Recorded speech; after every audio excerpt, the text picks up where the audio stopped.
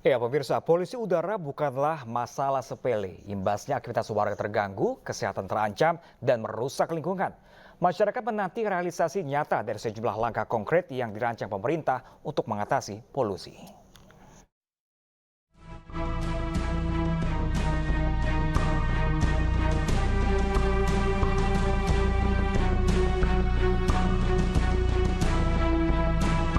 Beberapa pekan terakhir, masyarakat Jabodetabek mengeluhkan polusi udara yang kian memburuk. Kondisi ini tentu mengganggu aktivitas warga.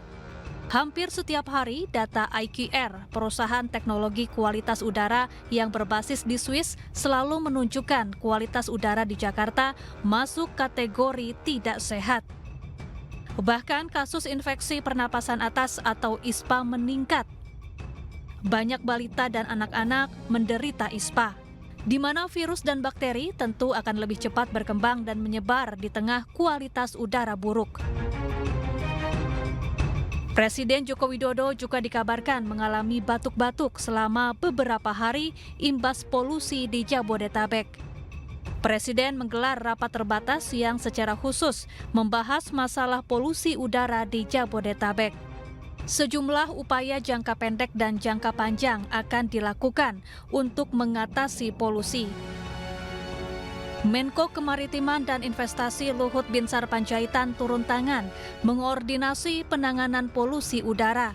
Jumat lalu, Luhut menggelar rapat koordinasi bersama sejumlah kementerian terkait dan kepala daerah. Selanjutnya, satuan tugas akan dibentuk untuk menjalankan 6 langkah penanganan polusi di Jabodetabek. Di antaranya dengan memodifikasi cuaca, terutama di tengah musim kemarau seperti saat ini. Mendorong seluruh industri menggunakan scrubber untuk mengurangi polutan pada cerobong pabrik.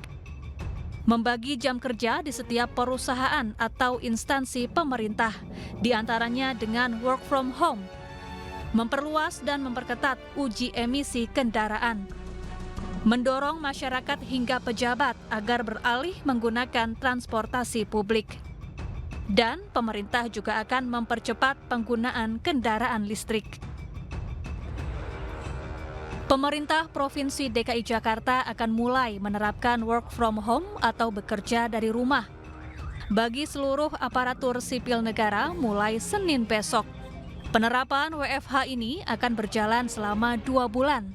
Penjabat Gubernur DKI Jakarta Heru Budi Hartono mengingatkan kepada para ASN agar tidak keluar rumah selama WFH. Mekanismenya, surat edaran dari Pak Sekda work from home dilakukan oleh Pemda DKI 21 Agustus sampai 21 Oktober dan diikuti oleh Pemda-Pemda se-Jabodetabek, di mana tentunya tidak selama DKI, tetapi ada wacana kemarin dari tingkat pimpinan untuk melakukan penyesuaian mirip-mirip seperti Pemda DKI. Sedikit kan soal tadi pagi kan Maret. Work from home itu bagi ASN dan dia bekerja di rumah. Tujuannya apa? Dia nggak mondar mandir dan dia tidak boleh juga kemana-mana. Dia bekerja. Sementara itu, para akademisi dan aktivis lingkungan mendorong pemerintah mencari akar masalah penyebab polusi, lalu segera merealisasikan upaya konkret untuk menekan polusi udara. Tim Liputan iNews melaporkan.